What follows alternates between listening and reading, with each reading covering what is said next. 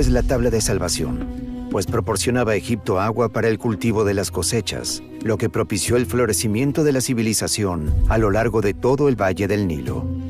La franja fluvial que dividía el territorio egipcio en dos partes proporcionó un entorno favorable para el surgimiento de la civilización. Cuando el valle del Nilo comenzó en la época del Mioceno, se fue recortando hasta adquirir su forma actual. Los diversos recursos geográficos contribuyeron eficazmente a la fundación del Estado. Como resultado de las inundaciones anuales que esparcieron el suelo fértil hacia el este y el oeste a lo largo de los siglos, se acumularon depósitos de lodo. Cuando el agua retrocede y fluye por sus orillas, comienza el año agrícola, convirtiendo a Egipto en una de las primeras comunidades agrícolas que existieron en la historia de la humanidad. A finales del Paleolítico, se generalizó la producción de flechas, arpones, maíz, pieles cocidas, trabajos en hueso y cerámica.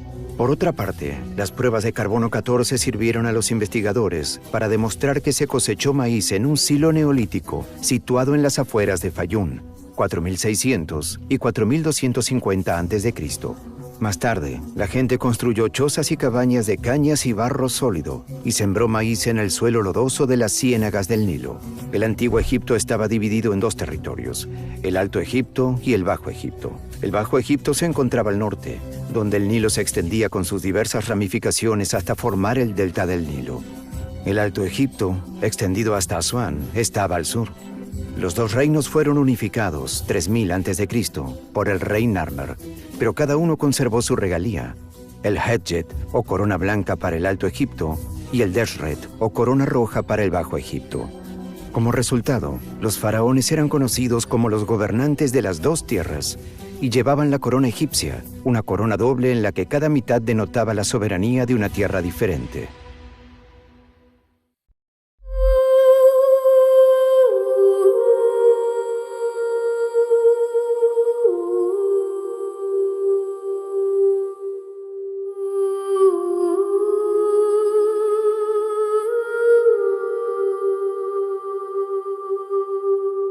El período predinástico en el Antiguo Egipto es el período anterior a la historia documentada, que abarca alrededor de 6000 a 3150 a.C., desde el Paleolítico hasta el Neolítico y hasta la fundación de la primera dinastía.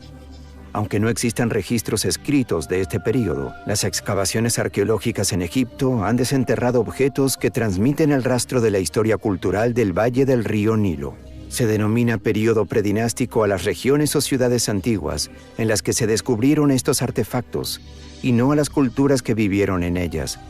La salud y la cultura prosperaron hacia 30.000 a.C., en la zona entre Egipto y Nubia, dando lugar a las culturas Kaidan y Sebilian hacia 10.000 a.C., y a la cultura Harappan. Todas estas culturas son sociedades de cazadores-recolectores que gradualmente se hicieron más sedentarias y se establecieron en asentamientos permanentes basados en la agricultura. El oasis de Fayum es una cuenca natural situada al sureste de la meseta de Giza, que dio cobijo a la civilización Fayum-A entre 9000 y 6000 a.C. Este pueblo vivía en las proximidades de un gran lago y se ganaba la vida con la agricultura, la caza y la pesca.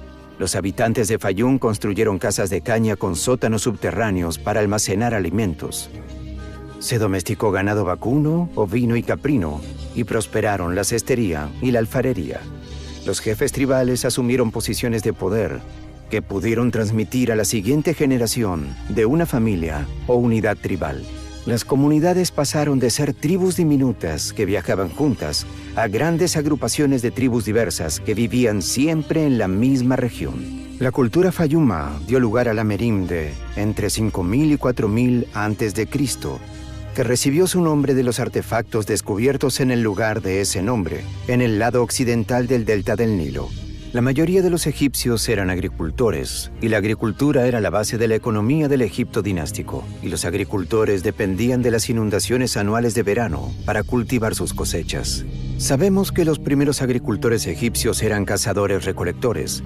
Sembraban cultivos como trigo, lentejas, cebada, lino y guisantes, además de pastorear animales, según lo hallado en un yacimiento de la parte occidental del delta del Nilo. Los niveles más antiguos de Merim de Beni Salame Evolucionaron entre 8000 y 4000 antes de Cristo. Además de la cuenca del Fayum, ambas de la época neolítica, el terreno convexo del Valle del Nilo favoreció el desarrollo de varias cuencas que en la antigüedad se inundaban cada año con aguas que traían limo y lodo que fertilizaban el suelo. Estas cuencas, de las que se han encontrado 130, servían como depósitos de los sistemas de irrigación del antiguo Egipto. Los graneros estaban formados por tinajas de barro o cestos que se enterraban hasta el cuello en la tierra. La cultura Elomari, cerca de 4000 a.C., desarrolló estos logros construyendo viviendas circulares de mayor complejidad con paredes de barro revocado. Todas estas culturas evolucionaron y florecieron en el Bajo Egipto, al norte de Egipto, más cerca del mar Mediterráneo, mientras que la civilización del Alto Egipto se formó más tarde. Los habitantes de la cultura bávara vivían en tiendas móviles como sus antiguos antepasados, pero preferían las casas fijas. Tras el período bávaro llegó el período amratiense, también conocido como Nakada I, en el que se construyeron viviendas más complejas con ventanas y chimeneas, paredes de bahareque y cortavientos alrededor de la entrada principal. La práctica de la momificación comenzó en torno a 3500 a.C., cuando aún se dejaban objetos funerarios en el difunto. A estos avances contribuyó la cultura conocida como Nakada. El segundo período, de 3500 al 3200 a.C., que inició el comercio con otras regiones, inspiró cambios en la cultura y el arte. Las casas se construían con ladrillo cocido al sol, y las más opulentas incluían patios, un añadido que se convertiría en habitual en los hogares egipcios. Más tarde, la ciudad de Abidos, situada al norte de Nakada, se convirtió en un importante lugar de enterramiento y se construyeron enormes tumbas, formando una necrópolis, una ciudad de los muertos. Estas tumbas se construyeron con ladrillos de barro, pero posteriormente se hicieron con enormes piedras calizas pulcramente talladas. Con el tiempo, el lugar se convertiría en el lugar de enterramiento de los gobernantes de Egipto. A pesar de ello, las evidencias revelan que individuos de toda la nación hacían enterrar a sus difuntos en Abidos y entregaban regalos funerarios para conmemorar su memoria. En esta época, las ciudades de Sois y Heracópolis se consideraban antiguas, mientras que Tinis, Nakada y Neken estaban desarrollando rápidamente el alfabeto jeroglífico, que se inventó entre 3400 y 3200 a.C., utilizado para mantener registros, aunque por el momento no se han descubierto frases completas de este período. La escritura egipcia más antigua, descubierta hasta ahora, procede de Abidos y se halló en cerámica, huellas de sellos de arcilla y objetos de hueso y marfil. No se encuentran oraciones completas en Egipto hasta la época del rey Peribsen, en la segunda dinastía, 500 años después. Este período desembocó en el período Nakada III, entre 3200 y 3150 a.C. Después de Nakada III, el período dinástico temprano y la historia registrada de Egipto comenzaron con el comercio. Las comunidades se expandieron y prosperaron, y las poblaciones del Bajo y Alto Egipto aumentaron. Las pequeñas aldeas de viviendas y edificaciones de ladrillo evolucionaron hasta convertirse en grandes centros urbanos que rápidamente rivalizaron, probablemente por el comercio de productos y los recursos hídricos. Tinis, Nakada y Neken eran las tres principales ciudades-estado de Alto Egipto durante ese período. Tinis parece haber derrotado a Nakada antes de absorber a Neken. Estas batallas se libraron entre los reyes Escorpión, cuya identidad se desconoce, y probablemente Ka y Narmen. Según algunos investigadores, Escorpión I, Escorpión II y Ka fueron los tres últimos gobernantes del período protodinástico antes de que el rey Narmer invadiera y unificara el Bajo y el Alto Egipto y creara la primera dinastía.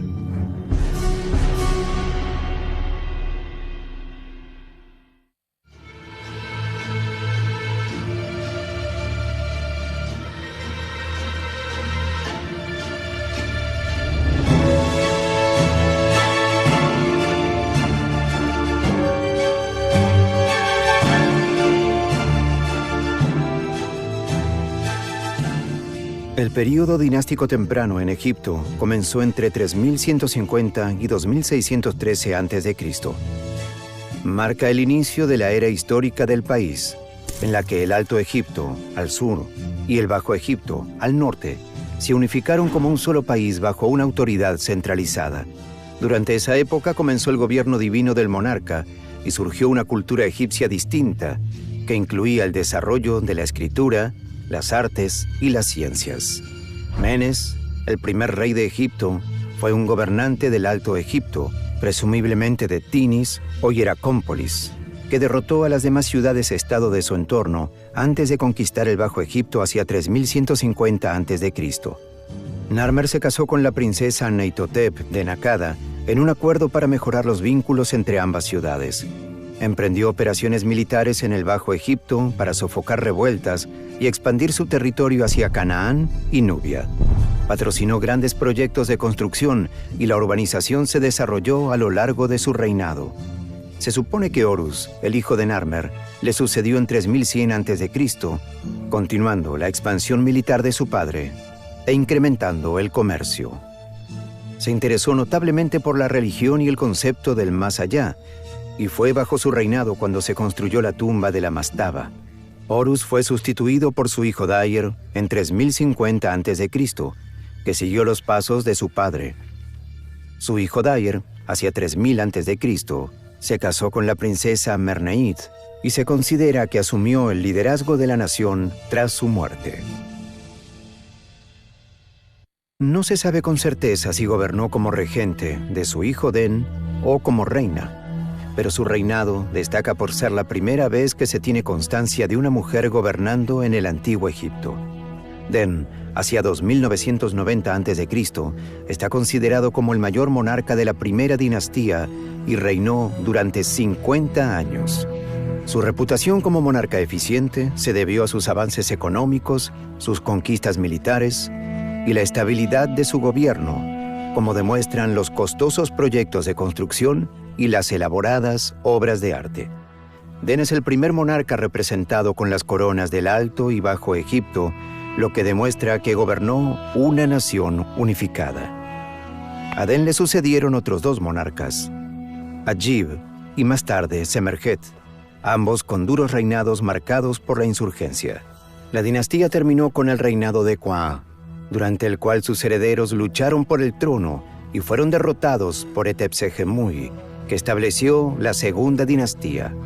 Las luchas internas y la falta de registros o los malos entendidos al respecto arruinaron la segunda dinastía, 2890 a 2670 a.C.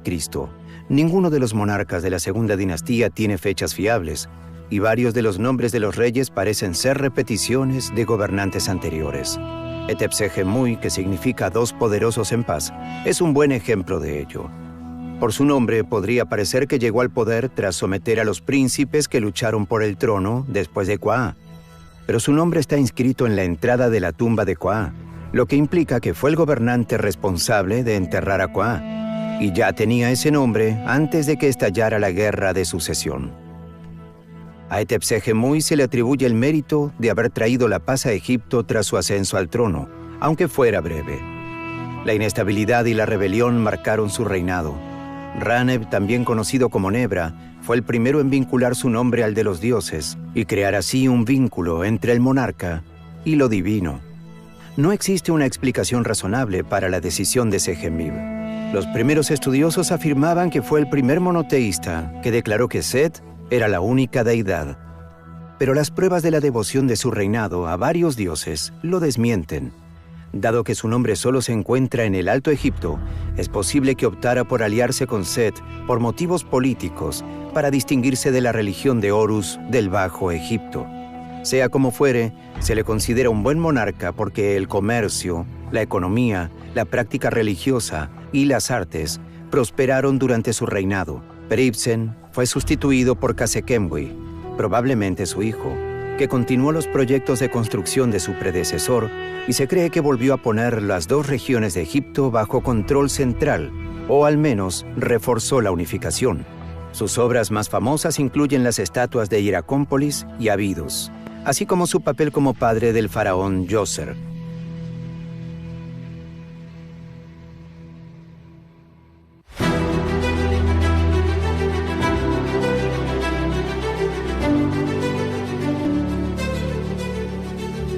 La tercera dinastía egipcia comienza con el rey Djoser. más conocido por su pirámide escalonada de Saqqara. La cronología de Manetón es confusa en cuanto a quién era Sanacht cuando gobernaba en la tercera dinastía, e incluso en cuanto a su nombre. El nombre de Sanacht solo se conoce por la lista de monarcas de Abidos, el papiro de Turín y 2 relieves descubiertos en la tumba mastaba número K2 de Bid Khalaf. Djoser erigió tantos monumentos que los historiadores suponen desde hace tiempo que su mandato se prolongó al menos 20 años. Emprendió campañas militares al Sinaí y mantuvo la unidad egipcia, lo que se tradujo en la estabilidad necesaria para sus proyectos de construcción y el crecimiento de las artes. La pirámide escalonada en Djoser, en Saqqara, es la primera pirámide reconocida de Egipto, diseñada por su arquitecto y visir Imhotep. Imhotep fue visir, sabio, arquitecto, astrólogo y ministro principal de Djoser II, faraón de la tercera dinastía egipcia, que más tarde fue deificado y venerado como dios de la medicina en Egipto y Grecia, donde se le asoció con la deidad griega de la medicina, Asclepio. Se cree que diseñó la pirámide escalonada de la necrópolis de Menfis-Saqqara. Esta pirámide, de 6 escalones, es el monumento de piedra más antiguo del mundo. Una inscripción con su nombre en una estatua de Djoser, descubierta cerca de la pirámide de Saqqara, atestigua el alto estatus de Imhotep en la corte de Djoser. La inscripción incluye títulos como el líder de los escultores y el jefe de los videntes. Los documentos históricos que describen la sociedad y la medicina egipcias a lo largo del Reino Antiguo demuestran que el principal mago de la corte del faraón a menudo ejercía de médico jefe de la nación. La pirámide escalonada comenzó como un monumento básico de mastaba con una cima plana y lados inclinados, similar a muchas tumbas de dinastías anteriores. El arquitecto Imhotep, en cambio, tenía planes más ambiciosos para la morada eterna de su rey. La pirámide escalonada es una sucesión de mastabas apiladas unas sobre otras, cada escalón ligeramente más pequeño que el inferior para crear una forma piramidal. Las mastabas anteriores se hacían con ladrillos de arcilla, pero la pirámide escalonada se hacía con losas de piedra con motivos tallados de árboles y cañas. Una vez terminada, la pirámide escalonada medía 62 metros de altura, lo que la convertía en la edificación más alta de su época para disuadir a los ladrones y proteger el cadáver y el ajuar funerario del rey. Las cámaras reales de la tumba se excavaron bajo los cimientos como un laberinto de pasadizos con habitaciones fuera de los pasillos. Sin embargo, esta estrategia no funcionó porque la tumba fue despojada de todos sus objetos de valor, incluido el cadáver del rey. En la antigüedad, solo se descubrió su pie en la tumba. No obstante, el diseño y la construcción de las pirámides escalonadas personifican el genio y la visión de los constructores de la tercera dinastía, que más tarde levantarían la pirámide sepultada y la pirámide en capas, entre otras muchas estructuras y santuarios. Estos primeros visionarios sentaron las bases de las posteriores pirámides reales de la cuarta dinastía, que han hipnotizado y cautivado a la gente durante milenios.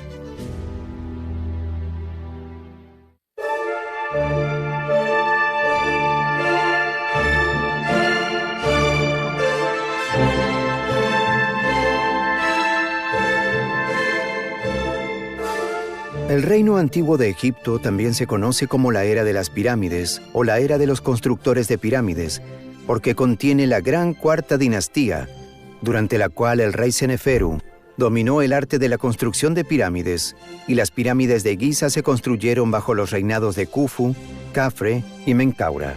Los documentos históricos de esta época, dinastías cuarta, sexta de Egipto, son escasos, y los historiadores consideran que la historia de la época está literalmente escrita en piedra y es principalmente arquitectónica, en el sentido de que los estudiosos han podido construir una historia a través de las estatuas y sus inscripciones. Las propias pirámides proporcionan poca información sobre sus arquitectos, pero los santuarios funerarios y las estelas adyacentes proporcionan los nombres de los reyes y otros datos significativos. Además, las tallas y piedras descubiertas en otros lugares durante el período documentan diferentes acontecimientos y las fechas en que sucedieron. Por último, el mausoleo del último monarca de la quinta dinastía, Unas, contenía los primeros textos piramidales, dibujos detallados y escritos en el interior de la tumba que arrojan luz sobre los puntos de vista religiosos de la época. Durante el reino antiguo de Egipto, la élite estandarizó el arte y se produjeron figuras de manera uniforme para reflejar los gustos de Menfis, la capital. Aunque otras formas de arte como la pintura y la literatura exhiben más habilidad en el Reino Antiguo, las estatuas de los períodos dinástico temprano tardío y Reino Antiguo temprano son muy comparables. Las obras de arte más famosas del Reino Antiguo son las pirámides de Giza y la Gran Esfinge de Giza, que aún se conservan, aunque también se construyeron estructuras más pequeñas con la misma precisión y belleza. En realidad, los egipcios concedieron gran importancia al arte y la arquitectura del antiguo reino en épocas posteriores. Aunque todos los niveles de la sociedad podían compartir los mismos sistemas religiosos, la desigualdad social persistía incluso después de la muerte. El único impedimento significativo para alcanzar la otra vida era ser enterrado fuera de Egipto. Los egipcios pensaban que para renacer debían ser enterrados en Egipto. Si morían en el extranjero, sus familiares se tomaban enormes molestias en traer sus cuerpos para enterrarlos, de modo que se pudieran realizar los rituales funerarios correctos y pudieran ser enterrados en su tierra natal, lo que les permitía entrar en la otra vida para coordinar la mano de obra que construía las pirámides de Giza y otros lugares. En esta época se necesitaba una eficiencia burocrática sin precedentes, y esta burocracia solo podía funcionar bajo una poderosa autoridad central. En la cúspide de la pirámide que representaba la sociedad egipcia se encontraba el monarca. Los dioses le habían concedido la propiedad de todo Egipto, al menos en teoría. Las clases alfabetizadas y analfabetas estaban divididas en la estructura social egipcia. La clase alfabetizada era la clase dominante. Eran una pequeña fracción de la población, pero constituían el principal criterio para determinar el carácter de la antigua sociedad egipcia y todo lo que sabemos sobre la civilización. Con frecuencia los individuos eran más importantes que los cargos que ocupaban. En consecuencia, aunque el rey establecía el alcance del poder burocrático, la administración eficaz dependía en última instancia del mismo conjunto de aristócratas literales sin los cuales el rey no podía gobernar, y a continuación expondremos algunos de ellos. Dado que un rey egipcio no podía controlar personalmente todos los ámbitos de la sociedad, el papel del visir se estableció ya en el período dinástico temprano. El visir, que puede asimilarse a una forma de primer ministro, asignaba responsabilidades a otros miembros de la corte, enviaba comunicaciones a través de escribas y gestionaba el ejército, las actividades de los gobernadores regionales, los proyectos de obras públicas y la recaudación de impuestos, entre otras cosas. Durante mucho tiempo se pensó que Uni, el último rey de la tercera dinastía, había iniciado los proyectos de construcción masiva del reino antiguo con la construcción de la pirámide de Meidum, pero el mérito de la pirámide de Meidum corresponde a Seneferu, el primer rey de la cuarta dinastía, que podría haber sido hijo de Uni de una de sus reinas menores. Seneferu inició la era dorada del antiguo reino, siendo sus logros más notables las dos pirámides construidas para él en Dashur. Seneferu comenzó su obra con la pirámide de Meidum, conocida como la falsa pirámide. Debido a su forma, se asemeja más a una torre que a una pirámide, y su revestimiento exterior está rodeado por un enorme montículo de grava. La pirámide de Meidum fue la primera pirámide real de Egipto, pero no perduró. Esto se debe a que se introdujeron cambios en el diseño inicial de la pirámide de Imhotep, lo que hizo que el revestimiento exterior se asentara sobre arena en lugar de roca, provocando su caída. La pirámide torcida y la pirámide roja son estructuras de Seneferu en Dashur, o pirámide norte. La pirámide acodada recibe su nombre del hecho de que se eleva en un ángulo de 55 grados y luego cambia a un ángulo de 43 grados de piedras más pequeñas, dando la impresión de doblarse hacia la cima. Los obreros habían terminado la base y los lados antes de reconocer que un ángulo de 55 grados era demasiado pronunciado y cambiaron su plan para concluir el trabajo lo mejor posible. Seneferu parece haber comprendido el problema y continuó construyendo su tercera pirámide. Seneferu parece haber sido un gobernante sin miedo a la pérdida o al duelo. Cuando la pirámide acodada no satisfacía sus expectativas, simplemente volvía a empezar. La pirámide roja, llamada así por el uso de piedra caliza roja en su construcción, se construyó sobre unos cimientos firmes para mejorar su estabilidad y se levantó con una inclinación de 43 grados. La pirámide roja de 105 metros de altura fue la primera pirámide real efectiva de Egipto. Originalmente estaba revestida de piedra caliza blanca, al igual que las demás pirámides posteriores que se desmoronaron con el tiempo y fueron recogidas por los lugareños para otros proyectos de construcción. Siguiendo los pasos del complejo de Djoser en Saqqara, Seneferu hizo construir templos mortuorios y otras estructuras alrededor de sus pirámides, con sacerdotes que supervisaban las actividades cotidianas una vez terminada la pirámide roja. Todo esto apunta a la estabilidad de su gobierno, que llegó a su hijo Khufu cuando murió. Los antiguos autores griegos se referían a Khufu como Keops, y es más conocido por su gran pirámide de Giza. En sus obras, los griegos lo retrataron como un tirano que oprimía al pueblo y lo obligaba a trabajar para él en contra de su voluntad. Esta percepción puede haber sido creada por los relatos contenidos en el papiro Westcar, una recopilación de 4 historias escritas sobre los reyes de la Cuarta Dinastía y encontradas por Henry Westcar hacia 1824 después de Cristo. El papiro contiene 4 relatos narrados por los hijos de Khufu, incluido uno en el que el rey Khufu convoca a un hechicero que afirma ser capaz de reconectar una cabeza decapitada a un cuerpo, y algunos académicos interpretan sus acciones y la solicitud de una demostración como maliciosas o descuidadas. Durante el reinado de Khufu, Egipto se enriqueció aún más gracias a sus batallas militares contra Nubia y Libia, así como a sus lucrativos acuerdos comerciales con ciudades como Biblos. También invirtió en innovaciones agrícolas para mejorar las condiciones de vida de su pueblo durante su reinado. La primera presa documentada del mundo se construyó en Wadi al-Garawi, una cadena montañosa al oeste de la actual Helwan. Esta presa mejoró la disponibilidad de agua para las granjas y otros lugares de la ciudad. La Gran Pirámide de Giza es la última de las antiguas 7 maravillas del mundo y un emblema distintivo de Egipto.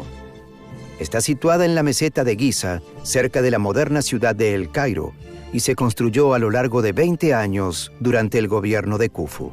Aunque existen muchas hipótesis sobre la finalidad de la pirámide, la idea más extendida es que se construyó como tumba para el rey. Sin embargo, el modo en que se construyó sigue siendo un misterio al día de hoy. Los historiadores siguen discutiendo sobre la idea de rampas que rodeaban el exterior del edificio para mover los bloques hasta su posición. Estas teorías persisten a pesar del creciente número de pruebas que demuestran que la pirámide fue construida por los antiguos egipcios utilizando medios técnicos que muy probablemente eran tan comunes para ellos que no sintieron la necesidad de documentarlos. No obstante, la complejidad de los pasadizos interiores, los pozos y las cámaras, así como el cercano pozo de Osiris, alientan la persistencia de estas teorías marginales, al igual que el misterio de cómo se construyó la pirámide y su orientación hacia los puntos cardinales. Una figura prominente de la época, llamada Gemiuno, fue el visir durante el reinado de Khufu en la Cuarta Dinastía y uno de los parientes del rey.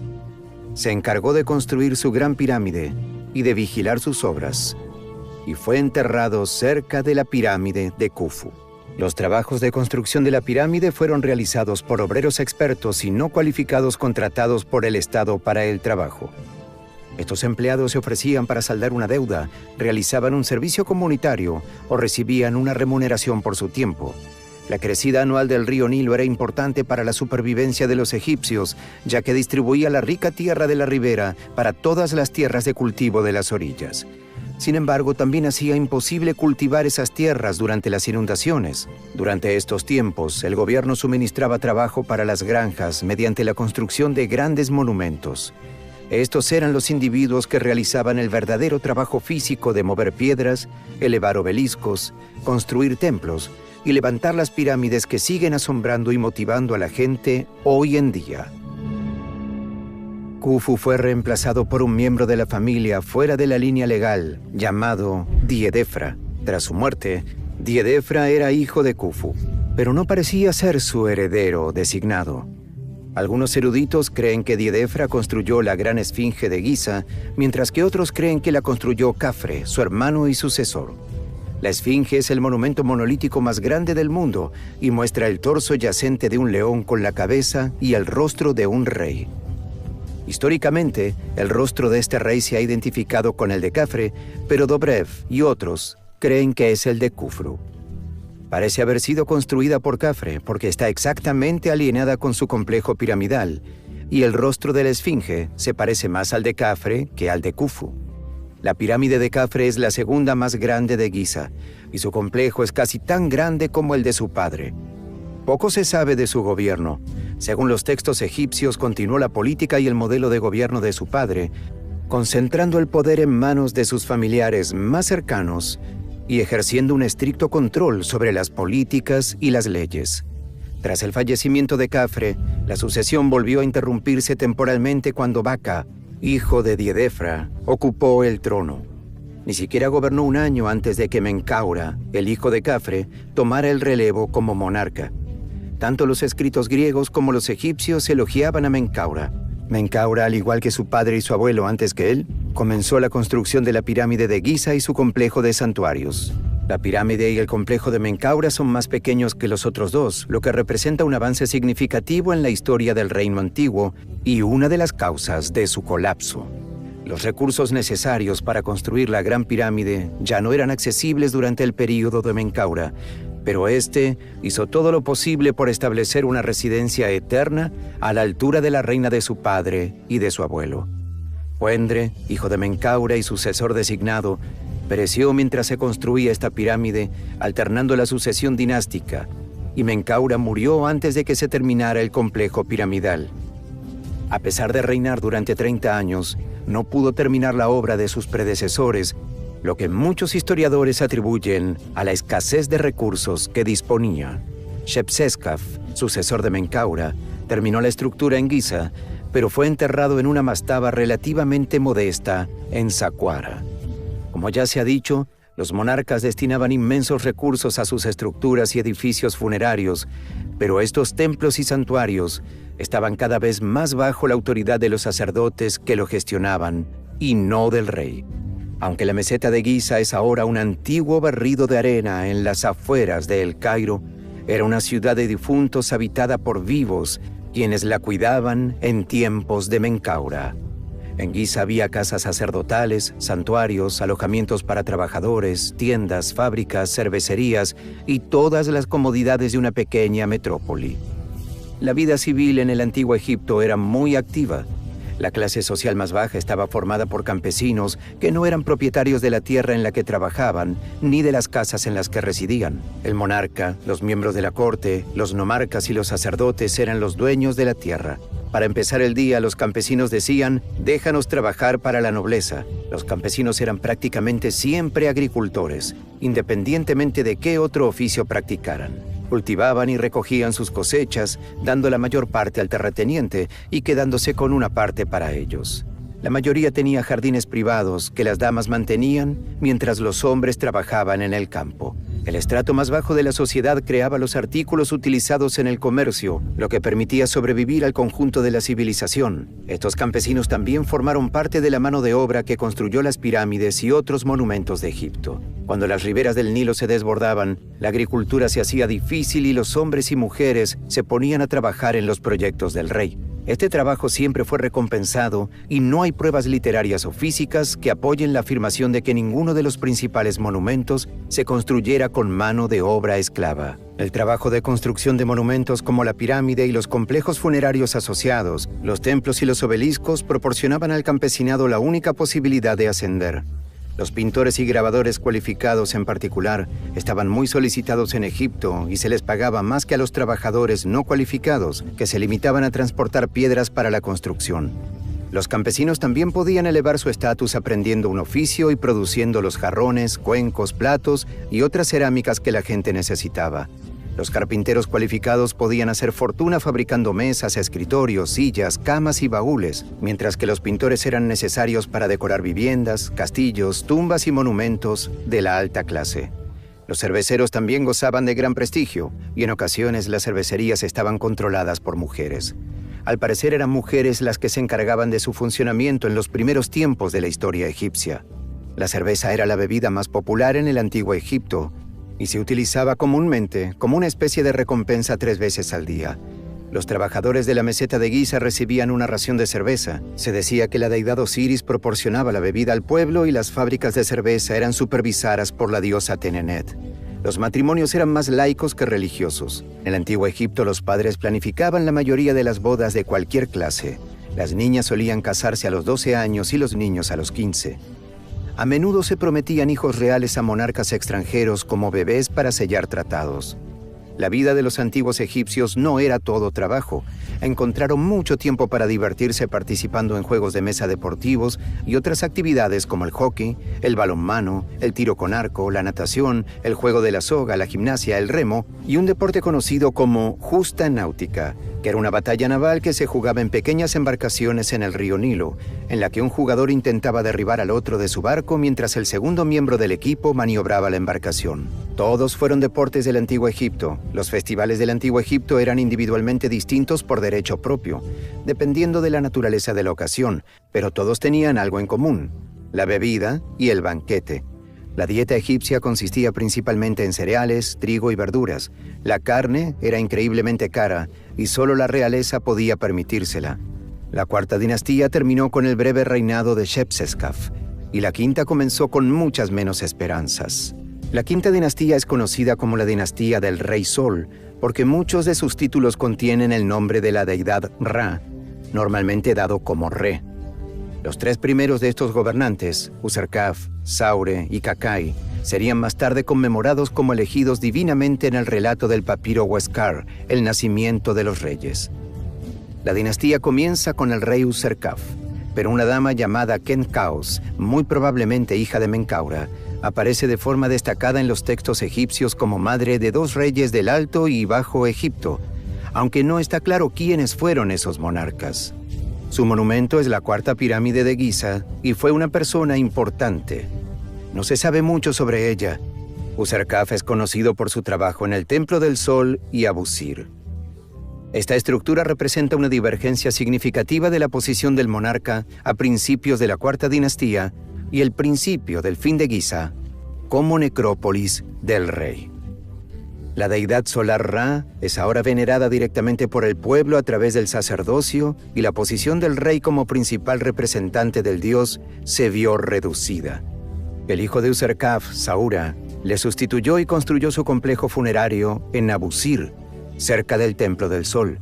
Se trataba de un monarca capaz que dirigió la primera expedición egipta a Punt y concertó importantes tratados comerciales con otros países. Punt, por su parte, fue uno de sus mayores logros, ya que se convirtió en una importante fuente de muchos de los recursos más valiosos de Egipto y, con el tiempo, fue considerado un legendario país de los dioses. Así que aquí construyó su propio templo al sol en Abusir, y fue el primero en utilizar columnas en forma de palma en el edificio, que más tarde se convertirían en la norma para las columnas en todo Egipto. Así que aquí están las hazañas bélicas y la prudente gestión de los recursos, enriqueciendo a la nación, como demuestran el intrincado trabajo realizado en su complejo mortuorio y las inscripciones descubiertas. Su hijo, Neferirkare Kakai, le sucedió. Las inscripciones sugieren que fue un buen rey y bien considerado, pero poco se sabe de su mandato, salvo que el sacerdocio se hizo aún más dominante durante su mandato.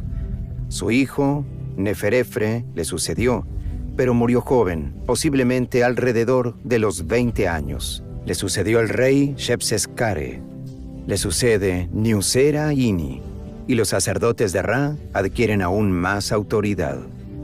Durante su reinado, la burocracia de los templos y los edificios mortuorios también creció, lo que supuso una carga para las arcas reales que pagaban el santuario, su cuidado y mantenimiento. Menkaure Kayu le sustituyó, pero poco se sabe de su gobierno, aparte de que fue el último monarca que construyó un templo al sol. Djedkara Isesi le sustituyó entre finales del siglo XXV y mediados del siglo XXIV a.C. Las raíces de Djedkara Isesi no están claras. No se le considera hijo de Menkaure Kayu, pero puede estar relacionado. Para mantener la estabilidad de la economía, reformó ampliamente la administración y el clero durante su gobierno. Djedkara Isesi rechazó valientemente la práctica habitual de erigir un santuario a la deidad del sol y redujo el número de clérigos necesarios para mantener las estructuras funerarias. También organizó la segunda expedición a Punt, que enriqueció a Egipto y reforzó las relaciones con Punt. Sin embargo, el elemento más importante del reinado de Djedkara fue la descentralización del gobierno en Memphis, que otorgó más autoridad a las autoridades locales. Djedkara Isesi fue sustituido por su hijo Unas, cuyo reinado está poco documentado. Unas fue el primer rey egipcio que decoró e inscribió el interior de su tumba con lo que se conoce como los textos de las pirámides. Estas inscripciones representan al rey en comunión con Ra y Osiris. La posición del rey ya se había reducido considerablemente cuando comenzó la sexta dinastía. Los funcionarios y burócratas locales construyeron tumbas más elaboradas que los nobles durante el gobierno del primer monarca Teti. Teti fue asesinado por sus guardaespaldas. Según el historiador del siglo III a.C., Manetón, un acto que antes habría sido inconcebible. Fue sustituido por Userkara, que podría haber participado en el plan de asesinato. Su reinado fue breve y le sucedió Mereira Pepi I, durante el cual los nomarcas ganaron autoridad. A finales del Reino Antiguo, el poder político se había fragmentado y el sistema estaba descentralizado. La restauración del poder central fue un largo proceso que se prolongó hasta bien entrada la 12ª dinastía. Debido a la descomposición del poder central, la autoridad política pasó a manos de los nomarcas, que asumieron el control total. Este patrón persistió durante los reinados de Merenra Nemtiensaf I y Neferkara Pepi II, que ascendió al reino siendo un niño y pereció siendo un anciano, lo que supone un increíble reinado de casi un siglo. Durante el largo gobierno de Pepi II, el reino antiguo se fue desmoronando poco a poco. La creciente influencia de los nomarcas provinciales y del clero erosionó la autoridad del gobierno central y del rey. A Pepi II le siguió Merenra II con un reinado muy corto y la dinastía terminó con Necherkara, a quien algunos eruditos y egiptólogos identifican como la reina Nitocris. Del relato de Heródoto sobre una reina egipcia que venga el asesinato de su hermano ahogando a sus asesinos en un banquete. Pepi II había sobrevivido a cualquier heredero al trono y parece haber sido un monarca bastante ineficaz en sus últimos años.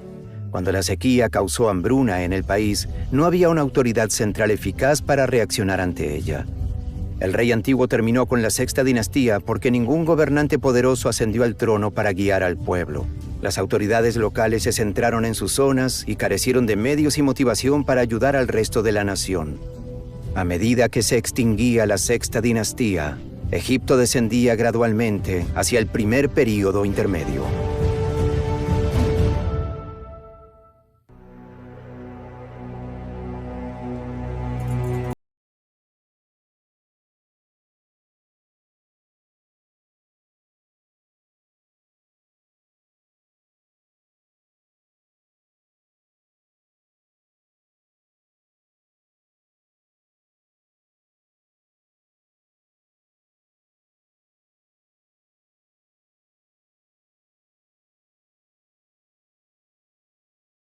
Gobierno central en Memphis.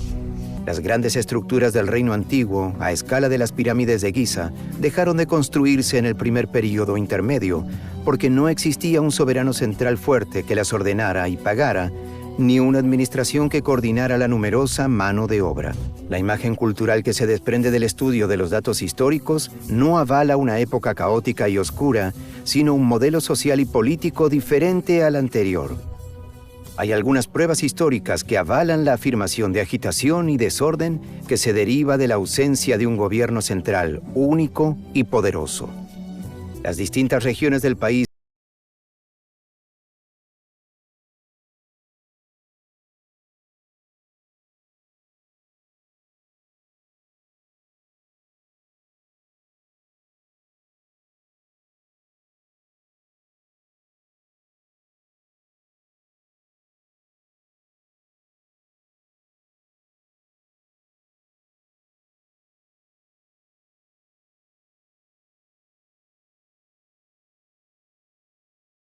un nomarca tebano que ostentaba los epítetos habituales de Gran Señor del Nome y supervisor de los sacerdotes, alcanzó prominencia en Tebas hacia 2125 a.C. y se opuso a la autoridad de los reyes heracleopolitanos.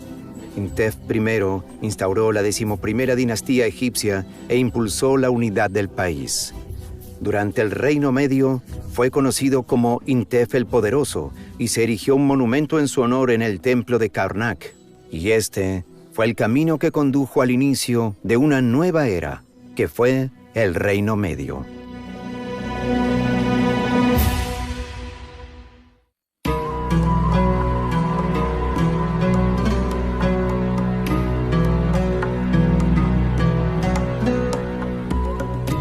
Aunque Mentuhotep II fue conocido como el segundo Menes, que unió Egipto e inauguró el período del Reino Medio, el camino hacia esa unidad fue trazado por Intef I y sus sucesores. Mentuhotep I, aproximadamente en 2115 a.C., siguió el camino de Intef I y conquistó los nomos vecinos de Tebas, aumentando considerablemente el tamaño y la fuerza de la ciudad. Sus predecesores continuaron sus iniciativas. Mentuhotep II utilizó estas primeras victorias para derrotar finalmente a Heracleópolis y castigar después a los nomos que habían permanecido fieles a los antiguos reyes, mientras recompensaba a los que habían honrado a Tebas. Mentuhotep II dedicó su tiempo tras el proceso de unidad al ejército gobernante, realizaciones y proyectos de construcción. El sucesor de Mentuhotep, Mentuhotep III, quien reinó entre los años 2010 y 1998 a.C., mantuvo y amplió sus programas. Envió un ejército a Pont y reforzó las fronteras del norte del delta. Mentuhotep IV le sustituyó. No se dice nada de sus 7 años de gobierno, pero lo más probable es que continuara eficazmente la política de su predecesor, ya que la nación estaba prosperando cuando Amenemhat le sustituye como monarca. Cuando Amenemhat era el cuarto visir de Mentuhotep y fue enviado con su misión de extraer piedras para el proyecto del rey, mandó hacer una inscripción de los extraordinarios acontecimientos que presenció. En primer lugar, una gacela parió sobre las piedras seleccionadas para la tapa del sarcófago del rey, lo que indicaba que la piedra había sido elegida correctamente porque estaba dotada de fecundidad y vida. En segundo lugar, una lluvia inesperada cayó sobre la celebración, revelando un pozo lo suficientemente grande como para regar a toda la concurrencia. Esta inscripción se interpretó posteriormente como que Amenemhat había sido elegido por los dioses para convertirse en rey, ya que estos le habían permitido experimentar milagros. Amenemhat I abandonó Tebas por razones desconocidas y estableció su sede en la corte en Tawa, al sur de Menfis. El sucesor de Amenemhat I, Senusret I, 1971 a 1926 a.C., mejoró las infraestructuras del país e inició los grandes proyectos de construcción que habían caracterizado al reino antiguo y representaban el poder del rey, incluido un templo a Amón en Karnak, que dio lugar a la construcción del gran complejo de templos que allí se encuentra. Amenemhat I había seguido los pasos de Wahang Intef II y Mentuhotep II, restringiendo la autoridad de los nomarcas y sacerdotes locales y otorgando el poder solo a los de mayor confianza en el senado familiar. Senusret I continuó la misma estrategia. La administración de la 12ª dinastía era tan eficaz que, a diferencia del reino antiguo, mantenía la riqueza centralizada en el monarca, al tiempo que permitía el desarrollo y la prosperidad de las distintas regiones sin dejar que se hicieran demasiado fuertes. El rey gobernaba todo Egipto, pero determinados funcionarios eran recompensados por su devoción. Los egipcios desarrollaron diversos sistemas avanzados de irrigación y, para controlar los niveles de agua, construyeron nilómetros para medir la altura de la crecida y determinar el nivel de impuestos que debían pagarse.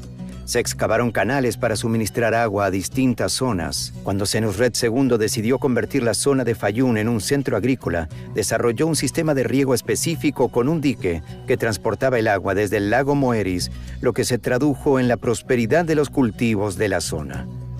También estuvo detrás de la construcción de la Capilla Blanca, un edificio importante para historiadores y académicos porque contiene un registro de todos los nomos de la época.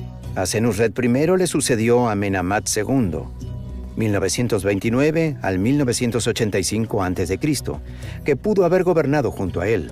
La práctica de la corregencia era exclusiva del Reino Medio, en la que un hombre más joven, el heredero elegido por el monarca, normalmente un hijo, gobernaba junto al rey para aprender el cargo y garantizar un traspaso de poder sin problemas. Los eruditos no se ponen de acuerdo sobre si esta práctica se seguía realmente, aunque no hay duda de que sí lo fue por Amenemhat II y su sucesor Senusret II, 1897 a 1878 a.C. Las fechas dobles de dos gobernantes en cartuchos oficiales indican corregencia. El reinado de Amenemhat II es poco conocido, pero Senusret II destaca por sus excelentes lazos con los nomarcas regionales y la mejora de la prosperidad de la nación. Cabe señalar que durante el gobierno de Senusret II, los funcionarios locales prosperaron al igual que a finales del Reino Antiguo, pero esto no causó al reino las dificultades que había tenido anteriormente. A Senusret II le sucedió Senusret III, 1878-1860 a.C., el monarca más poderoso de la época, cuyo reinado fue tan próspero que fue deificado en vida. Su reinado se caracterizó por el avance militar en Nubia, así como por el aumento de la riqueza y la influencia de Egipto. Senusret III ejemplificaba el valor cultural egipcio de la habilidad militar, y la acción rápida era la cumbre del rey guerrero. Se le consideraba imbatible al mando de sus tropas. Sus expediciones a Nubia ampliaron las fronteras de Egipto y las fortificaciones que erigió a lo largo de la frontera facilitaron el comercio. También llevó a cabo una expedición a Palestina y, como resultado, mejoraron los lazos comerciales con esa zona. Y para controlar las inundaciones y dirigir las aguas de riego, los antiguos egipcios construyeron diques y presas de tierra y piedra, como la presa del Lahun, erigida durante el reinado del rey Amenemhat II, que gobernó en la 12ª dinastía tras el reinado de Senusret III, ya que quería aprovechar las aguas de las inundaciones para el sistema de riego y proteger al Estado de los altos niveles destructivos de las aguas de las inundaciones. A principios de noviembre, antes de que el agua hubiera abandonado por completo las cuencas, comenzaban los preparativos para la temporada de siembra.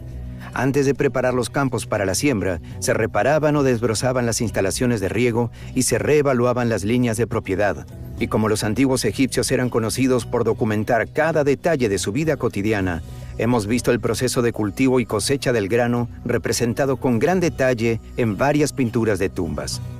Se plantaron diversos cultivos, lo que hizo que abundaran los alimentos en Egipto, como el trigo farro, que se utilizaba para hacer pan y cerveza, las uvas para el vino, los dátiles de palmera, el doum, las palmeras, los higos, el sicomoro y el papiro, cuyos tallos se utilizaban para hacer pergaminos de papel para escribir, y también era un gran material para hacer velas, cuerdas e incluso esteras. Los agricultores utilizaban diversas herramientas durante el proceso de siembra, como una muy interesante llamada cigonyal. Se trata de un artilugio manual utilizado para elevar agua del río, que consiste en un palo largo con un cubo colgado de una cuerda de un extremo, y el otro extremo tiene un peso atado a él. Se utilizaba para llenar cántaros de agua y transportarlos, o incluso para hacer correr el agua en pequeños canales a lo largo de las acequias. Sin embargo, es normal que la gente se pregunte cómo una civilización tan antigua consiguió construir enormes edificios y mover estatuas colosales sin disponer de la tecnología que tenemos en el mundo moderno actual. Algunas escenas de tumbas de altos funcionarios tienen pruebas de cómo se realizaba todo el proceso de traslado de enormes estatuas. Yehuti-Nagt fue un conocido oficial de la 12ª dinastía. Gobernaba el 15º nome del Alto Egipto. En su tumba hay una escena muy interesante del transporte de un monumento suyo de unos 6,8 metros de altura por 172 personas, utilizando cuerdas y un tobogán, en un esfuerzo ayudado por el vertido de agua delante del tobogán. Desgraciadamente, nunca se han encontrado pruebas de este coloso. Amenemhat III no se jactó de grandes triunfos militares, pero construyó casi tantos monumentos como su padre y fue responsable del vasto santuario mortuorio de Jawara, conocido como el Laberinto. Amenemhat IV, 1815 a 1807 a.C., le sustituyó y mantuvo su política. Completó las tareas de construcción de su padre y comenzó muchas de las suyas propias. Durante su reinado se emprendieron expediciones militares y comerciales en numerosas ocasiones, y el comercio prosperó con las ciudades de Levante, especialmente Biblos y otros lugares. La política de corregencia, de haberse aplicado, había garantizado un traspaso de poder sin problemas de gobernante a gobernante, pero fracasó en el caso de Amenemhat IV, que no tuvo sucesor varón. Para preparar el éxito tras su fallecimiento, el trono pasó a su hermana, o probablemente esposa, Neferusobek, 1807 a 1802 a.C., cuyo gobierno es poco conocido, a menos que se acepte como real la reina Nitikret, Nitocris, de la sexta dinastía del Reino Antiguo. Neferusobek fue la primera mujer que gobernó Egipto desde el período dinástico temprano. La 12ª dinastía concluyó cuando ella pereció sin heredero y la 13ª comenzó con el reinado de Neferusobek I, 1802 a 1800 a.C. El 12º período del Reino Medio fue el más poderoso y rico.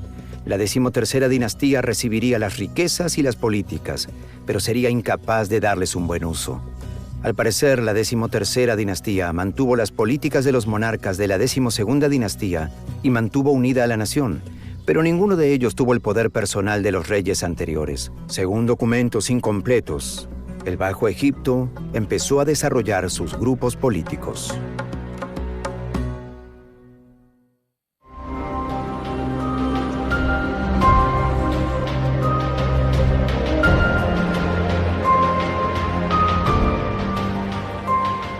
Esta época comienza cuando los gobernantes egipcios de la 13ª dinastía trasladan la capital de Ititau a Tebas, la antigua capital de finales de la 11ª dinastía en el Alto Egipto, debilitando así su control sobre el norte.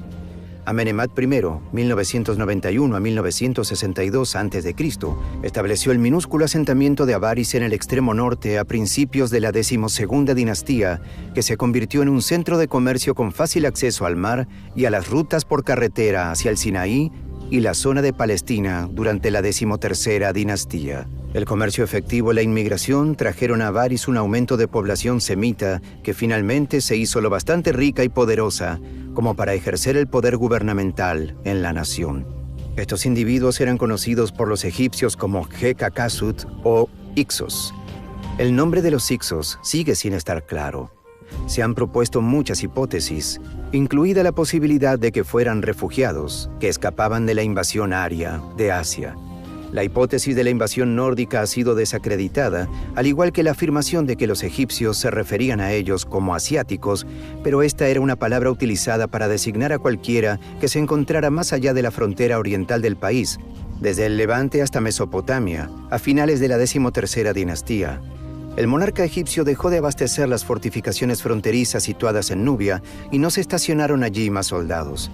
Las tropas que ya estaban estacionadas en los fuertes nunca regresaron a Egipto y las antiguas guarniciones se convirtieron en su residencia permanente.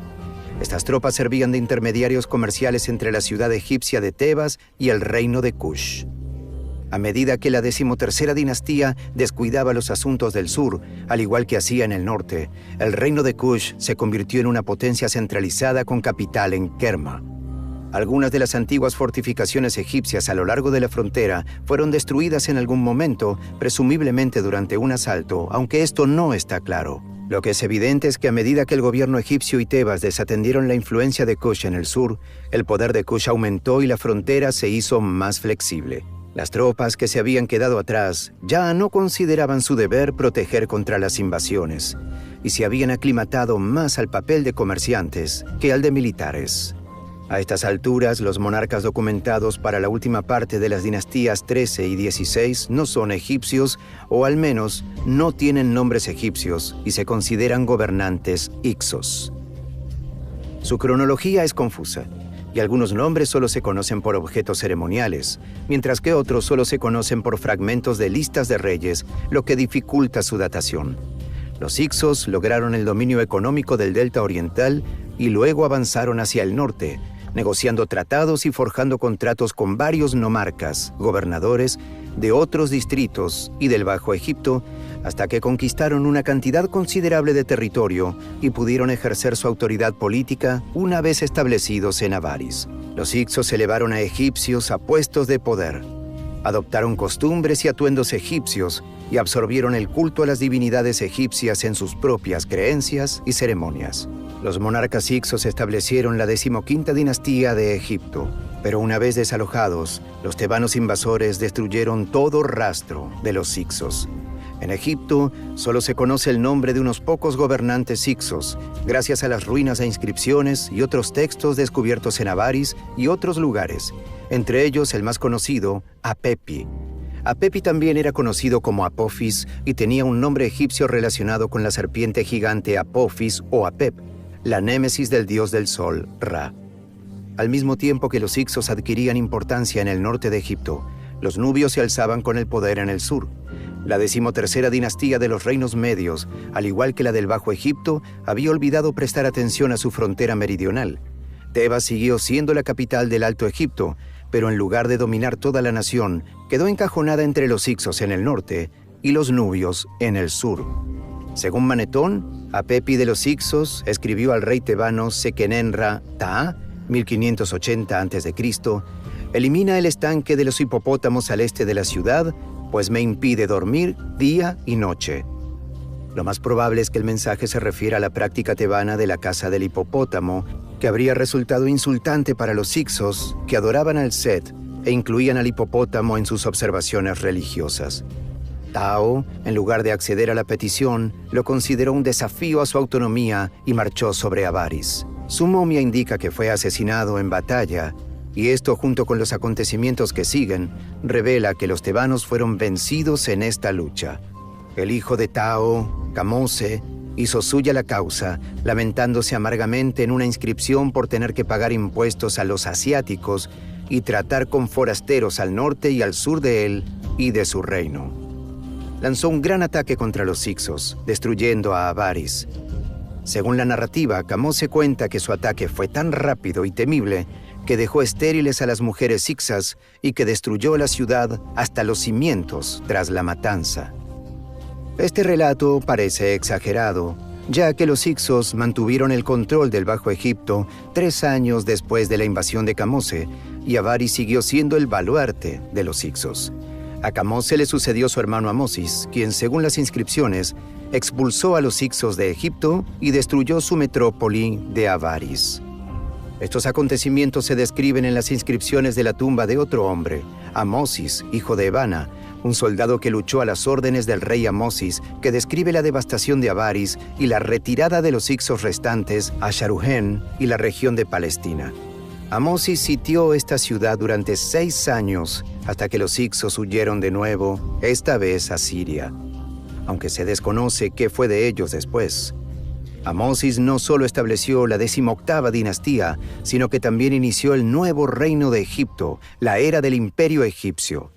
Los hicsos fueron los responsables de la formación de un ejército egipcio profesional de conquista, ya que casi el primero y los que le siguieron intentaron asegurarse de que ninguna nación extranjera volviera a obtener tal dominio en su tierra. El triunfo que se convertiría en el Reino Nuevo, un período de prosperidad y éxito sin precedentes en Egipto, es el legado del segundo período intermedio, la 18ª dinastía de Egipto, establecida por Amosis I, construiría algunos de los monumentos más renombrados y memorables desde las pirámides del antiguo reino y ampliaría las fronteras de Egipto hasta convertirlo en un reino.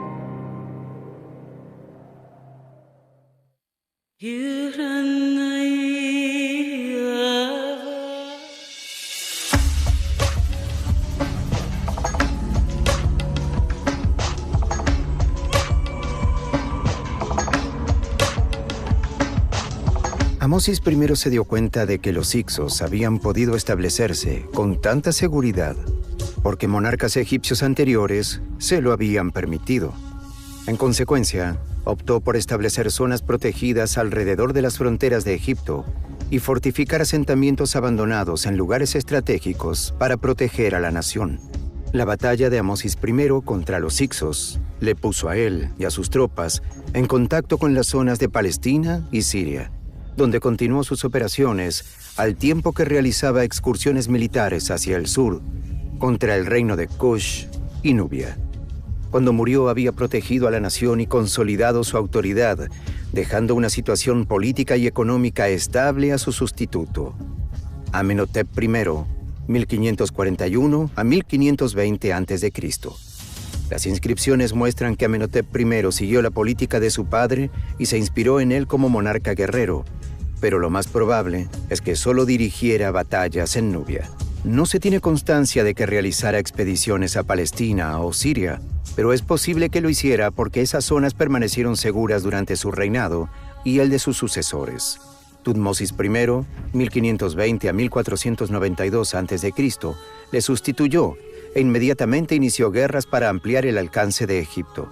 Tutmosis I sofocó una revuelta en Nubia que estalló poco después de asumir el trono, asesinando personalmente al monarca nubio y suspendiendo su cadáver de la proa de su barco como advertencia a otros rebeldes. A continuación, extendió el control de Egipto sobre Nubia hacia el sur, antes de centrarse en Palestina y Siria. Amplió el famoso templo de Kamak de Tebas y construyó otros numerosos templos y estructuras por todo Egipto. Tutmosis II, 1492 a 1479 a.C., le sucedió, pero poco se sabe de su gobierno porque fue rápidamente eclipsado por su hermana más potente, Hatshepsut. Hatshepsut, 1479 a 1458 a.C., fue una de las soberanas más potentes y eficaces del nuevo reino. Tutmosis II tuvo un hijo con ella y tuvo otro con una mujer menor, Tutmosis III, a quien nombró su sucesor 1458 a 1425 a.C. Tras la muerte de Tutmosis II, Hatshepsut fue nombrada regente de Egipto y oficialmente cogobernó con Tutmosis III, pero había sido la fuerza impulsora del mandato de su marido y continuó haciéndolo a su antojo tras su muerte. Hatshepsut se encargó de numerosas iniciativas de construcción. Dirigió la expedición más exitosa a Pont.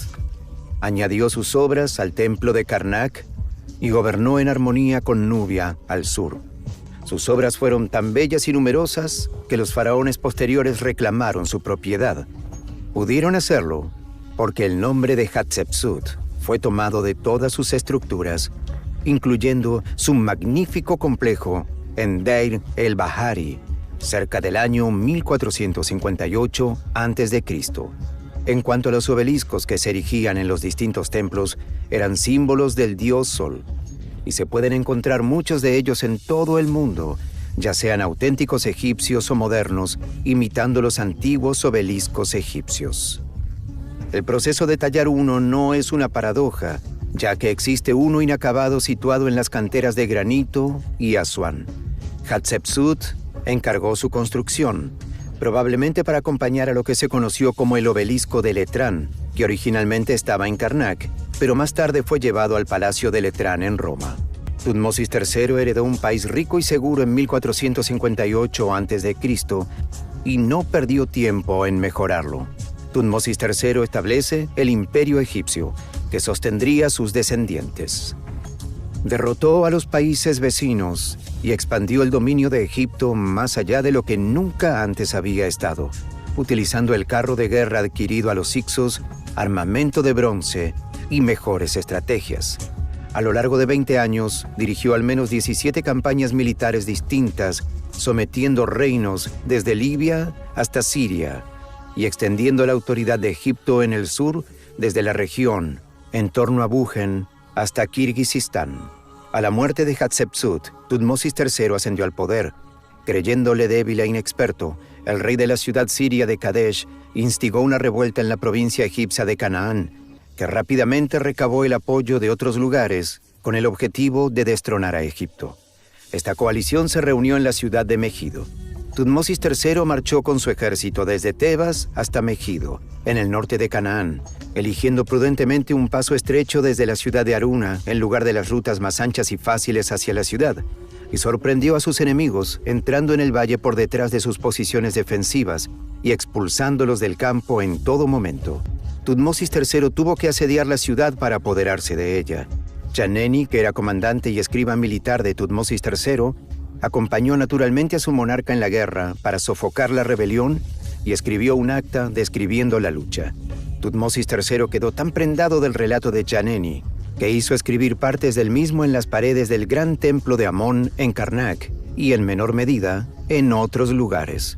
Chaneni comienza describiendo por qué existen los escritos en las paredes del templo. A continuación pasa a explicar la campaña y sus motivaciones. El adversario miserable, al que se hace referencia en varias ocasiones, es el rey de Kadesh, que inició la revuelta y reunió a los ejércitos contra Egipto, pero también se utiliza para referirse a todos los que se unieron a la rebelión. Tras la batalla de Megido, Tutmosis III sometió y castigó a los que participaron en ella, capturando no solo Kadesh, sino también toda Siria y los territorios mitáneos de Mesopotamia. Le sucedió su hijo Amenhotep II, 1425 a 1400 a.C., que heredó y construyó sobre el poderoso y seguro reino de su padre. No fue un rey guerrero, pero ordenó muchos proyectos de construcción y firmó tratados de paz y acuerdos comerciales con otros países, como Mitanni.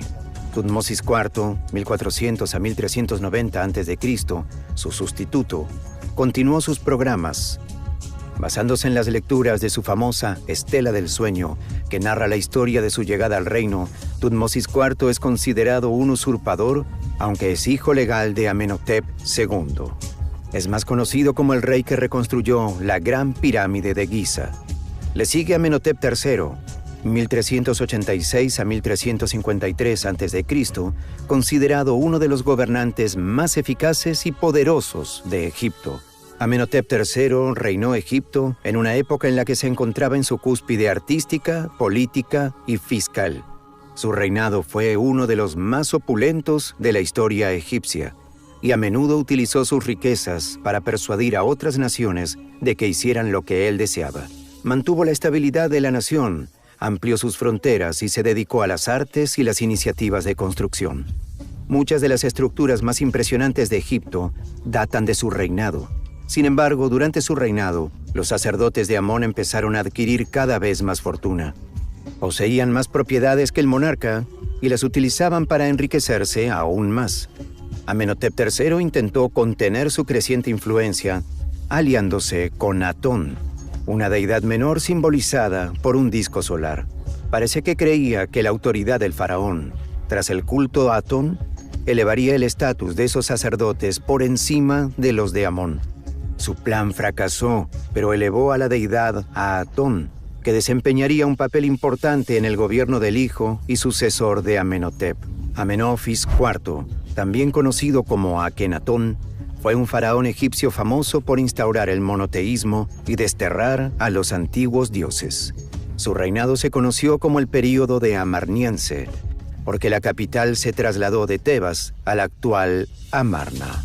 Ascendió al reino como Amenhotep IV, pero cambió su nombre por el de Akenatón. En el cuarto o quinto año de su gobierno, disolvió la antigua religión, en particular el culto a Amón, y elevó a la deidad Atón a la posición de único Dios verdadero. Solo el culto a Atón era reconocido como organización religiosa válida. Todos los demás santuarios fueron clausurados y se prohibió su veneración. Construyó un santuario a Atón en el gran templo de Amón de Karnak, que también clausuró. Su esposa fue la famosa Nefertiti, más conocida por el magnífico busto creado por el escultor Tutmosis. A la muerte de Akenatón le sucedió su joven hijo Tutankatón, 1336 a 1327 a.C., que rápidamente cambió su nombre por el de Tutankamón, quien subió al trono con solo 9 años. El joven líder trasladó la capital a Memphis, restauró Tebas como centro religioso, que también tenía importancia política, reabrió los templos y restauró la antigua religión egipcia. Aunque instituyó importantes cambios que contribuyeron a la seguridad de la nación, se le conoce sobre todo por su magnífica tumba, que Howard Carter encontró en 1922. Tutankamón estuvo casado con Angesenamón, su hermanastra, hasta su fallecimiento a la edad de 18 años aproximadamente. Angesenamón pudo casarse entonces con el visir Ay, posiblemente entre 1324 y 1320 a.C., que según algunos expertos sustituyó a Tutankamón o pudo intentar reinar por su cuenta, fuera cual fuera el papel que Ay desempeñó en la sucesión. Angesenamón desapareció poco después de la muerte de Tutankamón y el general Horemheb tomó el control, dedicándose a devolver a Egipto su antigua grandeza. Horemheb, 1320 a 1295 a.C., a pesar de las grandes medidas tomadas para borrar de la historia egipcia a los gobernantes del período Amama, quemando todas las estatuas y escritos de Akenatón y demoliendo por completo su santuario de Karnak, defendió la religión y las costumbres tradicionales egipcias. Las relaciones con otros países y la infraestructura de Egipto fueron ignoradas durante el gobierno de Akenatón. Horemheb devolvió a Egipto su gloria anterior, aunque fue incapaz de devolverlo a las alturas de Amenhotep III. Murió sin heredero y su visir, Paramesu, se apoderó del reino como Ramsés I estableciendo la 19ª dinastía. Ramsés I era ya un anciano cuando ascendió al reino y rápidamente nombró sucesor a su hijo Seti I. Ramsés I reanudó la tarea de Horemheb de reconstruir los santuarios y ermitas de Egipto, además de ampliar el vasto templo de Amón en Karnak. Dio a Seti la autoridad para dirigir misiones militares para recuperar las zonas perdidas durante el gobierno de Akenatón. A su muerte, Seti I subió al trono y continuó la reforma y el renacimiento de Egipto, añadiendo sus propios toques al gran proyecto de Karnak y preparando a su sucesor para el dominio. Su hijo Ramsés II, 1279 a 1213 a.C., es el faraón más conocido de Egipto en la actualidad. Ramsés II gobernó Egipto durante 67 años, y los magníficos templos y monumentos que construyó para celebrar sus conquistas y logros siguen siendo testimonio de la riqueza de su reinado. No existe casi ningún sitio del antiguo Egipto que no mencione a Ramsés II y la historia de su triunfo en la batalla de Kadesh en 1274 a.C. es legendaria. Sin embargo, uno de sus mayores actos como faraón no fue de batalla, sino de paz. La firma del primer tratado de paz de la historia. Los hititas de Anatolia habían ido ganando protagonismo desde el segundo milenio antes de Cristo y en 1530 antes de Cristo habían superado a Babilonia como nación notable y estaban poniendo a prueba a Egipto. Se habían dirigido cartas de intención al rey de la 18ª dinastía, Akenatón, pero este nunca había respondido ni había tomado nota de las actividades hititas a lo largo de sus fronteras. Horemheb había luchado sin éxito contra los hititas, que se habían hecho aún más fuertes en tiempos de Tutankamón, sucesor de Akenatón, y se atrevían a guarnecer distritos en las fronteras de Egipto o cerca de ellas. Cuando Horemheb se convirtió en faraón en 1320 a.C., inició una campaña más enérgica contra los hititas y aseguró las fronteras de Egipto. Aunque el problema de las invasiones hititas nunca se superó del todo, Seti I había ganado Palestina y Kadesh para Egipto, pero contento con la victoria, no había hecho planes para la defensa de la ciudad. Ahora Ramsés II, de la 19ª dinastía, tuvo que hacer frente al problema de la invasión hitita y reunió sus fuerzas en Per-Rameses en 1274 a.C. para expulsar a los hititas de Kadesh y debilitar su ejército. Cabalgando en su carruaje a la cabeza de 4 divisiones, 20.000 soldados, Ramsés II hizo marchar a su primera división tan rápidamente que pronto superó a las otras 3. Cerca de Kadesh, 2 beduinos fueron arrestados e interrogados por el paradero de Muwatalli II y su ejército, a lo que respondieron que el ejército no estaba cerca de Kadesh y que Muwatalli II temía a Egipto y al joven rey. Sin embargo, los beduinos eran espías hititas, y Muwatalli II ya había fortificado Kadesh con sus carrozas, 3.500 de ellas, y tropas, 37.000 hombres, que esperaban justo al otro lado de la siguiente colina. Según algunos relatos de combate, Ramsés II atrapó a varios espías más que le contaron la terrible realidad sobre su estado, pero la información llegó demasiado tarde. Ramsés II se había separado del resto de su ejército en su prisa por apoderarse de Kadesh y había derrotado al gobernante hitita justo cuando los carruajes hititas se abalanzaban sobre su campamento. Envió mensajes a las otras 3 divisiones. La división de Ptah llegó a tiempo para evitar una derrota del ejército egipcio y Ramsés II dirigió personalmente a la división de Amón restante en numerosas ocasiones, haciendo retroceder a los soldados hititas hasta el río Orontes, donde muchos perecieron.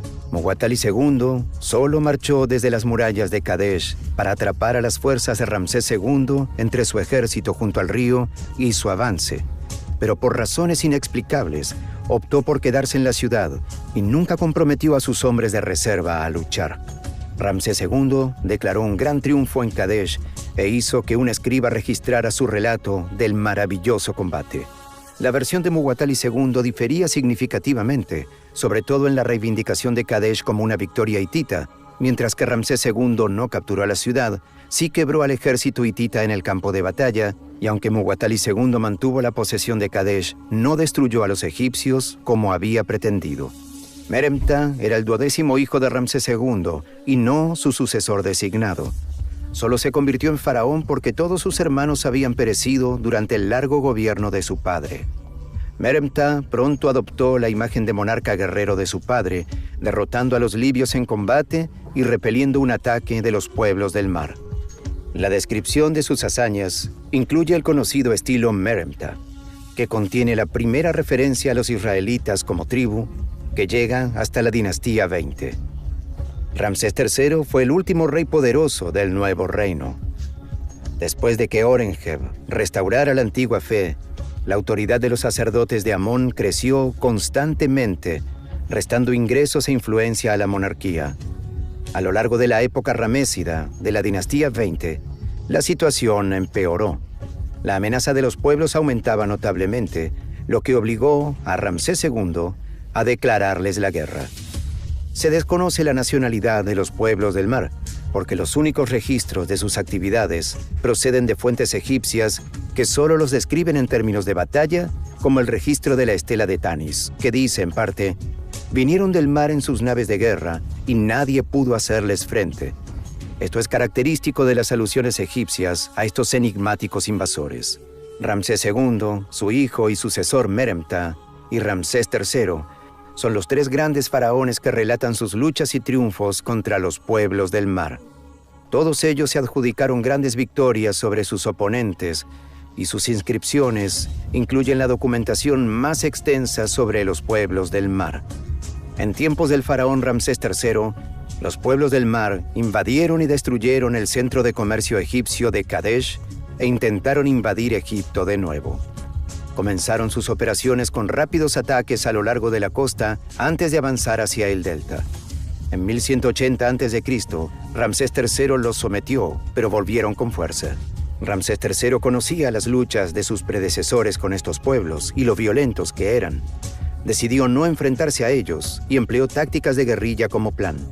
Preparó emboscadas alrededor de la costa y a lo largo del delta del Nilo, y sus arqueros fueron especialmente eficientes, colocándolos camuflados a lo largo de la playa para lanzar flechas sobre los barcos. A su señal, los barcos eran incendiados con flechas ardientes una vez que la tripulación moría o se ahogaba. Tras aplastar la invasión naval, Ramsés III se centró en lo que quedaba de las tropas invasoras en tierra. Utilizó las mismas tácticas que antes, y en 1178 a.C., los pueblos del mar fueron derrotados frente a las costas de Xois. Una vez más, los anales egipcios describen una victoria espectacular en la que muchos pueblos del mar fueron masacrados y otros fueron capturados y obligados a formar parte del ejército y la flota egipcios o vendidos como esclavos. Aunque Ramsés III libró a Egipto de la invasión, la batalla fue tan costosa que el tesoro real se agotó y no se pudo pagar a los constructores de tumbas de Deir el-Medina. Esto dio lugar a la primera huelga laboral documentada de la historia, en la que los trabajadores abandonaron el trabajo y se negaron a volver hasta que se les reembolsara adecuadamente. Y entonces, el impulso del imperio egipcio empezó a desvanecerse. Ramsés III mantuvo una poderosa autoridad central. Aseguró las fronteras y mantuvo la prosperidad de Egipto, pero el reino se desmoronaba a su alrededor. El cargo de faraón de Egipto ya no gozaba del mismo nivel de reverencia que antes, porque los sacerdotes de Amón servían de intermediarios entre los dioses. Ramsés III fue herido en un intento de asesinato organizado por una de sus esposas menores y pereció a consecuencia de sus heridas. Ramsés IV, 1155 a 1149 a.C., ascendió al trono tras la muerte de sus hermanos mayores. Intentó imitar a los grandes faraones del pasado y llevó a cabo varios proyectos de construcción, mientras luchaba por mantener el territorio del imperio en declive, pero pereció tras un breve gobierno. Le sucedió su hijo Ramsés V, que luchó por conservar el control frente a los sacerdotes de Amón y mantener unido el reino. Su sucesor, Ramsés VI, continuó la lucha con poco éxito. Ramsés VII le sustituyó, seguido de Ramsés VIII, del que se sabe poco, Ramsés IX, Ramsés X y Ramsés XI. Todos estos faraones lucharon por mantener unido el reino frente a las incursiones exteriores y los conflictos internos con los sacerdotes de Amón. Un incidente relacionado con estas luchas, aunque oscuro, implica a un hombre llamado Amenofis, sumo sacerdote de Amón, que fue depuesto por el visir Finesi y obligado a escapar hacia el sur, a Nubia. De lo que sí estamos seguros es de que los sacerdotes de Amón conservaron un enorme poder y alcanzaron el trono de Egipto y gobernaron el país.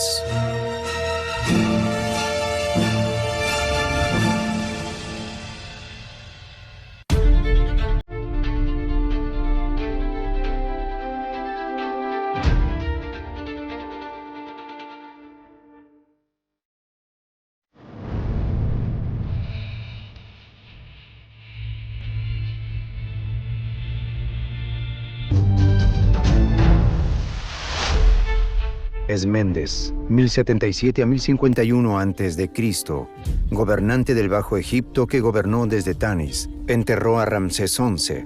Siguiendo la costumbre egipcia, un monarca era enterrado por su sucesor, y Esméndes hizo valer su derecho legal a gobernar, trasladando la capital de Pi-Ramsés a Tanis. Sin embargo, para entonces, los sacerdotes de Tebas se habían hecho lo bastante fuertes como para hacer valer su autoridad para gobernar, y la nación se dividió entre el control de Tanis sobre el Bajo Egipto y el de Tebas sobre el Alto Egipto.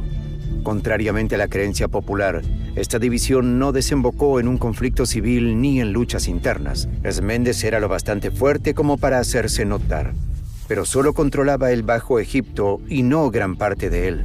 Gobernó más o menos en la misma época que el sumo sacerdote de Tebas, Herihor, que reinó entre 1080 y 1074 a.C. aproximadamente. Herihor fue general de las tropas, como todos los sumos sacerdotes de Amón, pero tuvo poca repercusión fuera de Tebas. Este sería el modelo dominante durante la mayor parte de la tercera era intermedia. Los nomarcas individuales se fortalecieron a costa de una parte del gobierno central, como en el primer período intermedio, y tanto Tanis como Tebas no llegaron a ejercer una influencia importante sobre la nación en general. La 22ª dinastía que gobernó públicamente bajo títulos libios también era Libia. Shoshenq I, 943 a 922 a.C., la estableció tras unificar Egipto y embarcarse en operaciones bélicas que recordaban los días del Imperio egipcio. Shoshenq I reformó la administración de Tanis y el clero de Tebas. El clero ya no sería un cargo hereditario, sino de designación por el monarca, como lo sería la elección de la esposa del dios de Amón. Sus operaciones militares revitalizaron la economía de Egipto y la nación comenzó a acercarse al Egipto del Reino Nuevo durante su reinado. Osorkón II subió al trono en 872 a.C. y mantuvo unida a la nación, pero tras su mandato, Egipto se dividió en distintos reinos gobernados desde Heracleópolis, Tanis, Sais, Menfis y Hermópolis en el Bajo Egipto y Tebas en el Alto Egipto. Al sur, el gobernante Kushita Kashta, 750 a.C., se percató de la vulnerabilidad de Egipto y trató de explotarla. Kashta adoraba la cultura egipcia y había egipcianizado su capital, Napata, y con ella todo su territorio. Tenía fuertes conexiones comerciales con Tebas y conocía bien el procedimiento de nombramiento de sacerdotes y altos funcionarios. Pai, 747 a 721 a.C., su hijo, reforzó el dominio nubio del Alto Egipto, y cuando los reyes del Bajo Egipto protestaron, mandó un gran ejército contra ellos. Pai conquistó el Bajo Egipto, capturando y subyugando todas las ciudades principales antes de marchar de regreso a Napata. Egipto estaba ahora legalmente bajo su dominio, pero permitió a los reyes del Bajo Egipto reagruparse y restablecer su poder. Estas zonas de seguridad disminuyeron durante el tercer período intermedio, y Egipto perdió su fuerza anterior, pero aún quedaban países en su frontera, como Judá e Israel, que cumplían la misma función. La subyugación de esas zonas por Shoshenq I empujó la frontera de Egipto contra los asirios sin ninguna zona intermedia. Pasando la 25ª dinastía, Psamético I fue un poderoso gobernante que inculcó a su pueblo la grandeza del pasado de Egipto, restaurándolo mediante grandes proyectos, renovaciones, restauraciones y hazañas militares. Su hijo, Necao II, 610 y 595 a.C., continuó el legado de su padre dirigiendo batallas militares, ordenando proyectos de construcción y ampliando el ejército. Los egipcios nunca fueron grandes marinos, y Necao II lo reconoció estableciendo una flota de mercenarios griegos que tuvo bastante éxito. Necao II suele ser retratado como un gran guerrero y comandante militar que fortaleció la nación que había heredado durante el reinado de Amosis II. Consiguió reformar el gasto público a la vez que estimulaba la economía y dirigía operaciones bélicas. Egipto se unió tras su liderazgo y volvió a prosperar con una economía dinámica, fronteras seguras y un comercio próspero. Se terminaron proyectos de construcción, templos y otras obras de arte, y la reputación de Egipto recuperó parte de su brillo perdido. Fue reemplazado por su hijo Psamético III, 526 a.C., que era un rey joven e inexperto que no estaba preparado para las dificultades a las que se enfrentaba. Cambises II, el monarca persa, había enviado a Amosis pidiendo a una de sus hijas como novia, pero Amosis, no queriendo obedecer pero también tratando de evitar la confrontación, envió en su lugar a la hija de Apríes, que era su predecesor. Esta antigua princesa egipcia se sintió profundamente ofendida por la elección de Amosis, sobre todo porque desde hacía mucho tiempo la política egipcia era no ceder mujeres de la nobleza a monarcas extranjeros como esposas. Cuando llegó al palacio de Cambises II, reveló su verdadera identidad, y Cambises II juró vengarse de la calumnia de Amosis, enviándole una novia falsa.